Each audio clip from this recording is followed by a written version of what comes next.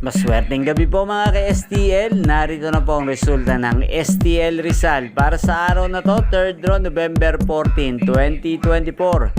Araw ng Huwebes, naway mga natayan niyo pong mga numero kanina ay manalo nawa ngayong gabing ito, 8 PM. Kaya kunin niyo na po ang mga tickets. Narito na po ang resulta.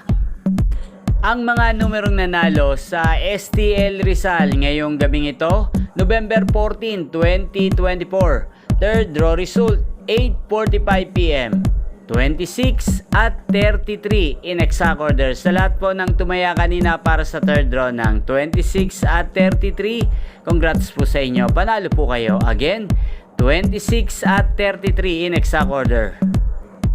At ngayon, shoutout po natin sa STL Rizal, si Ate May ng Rizal.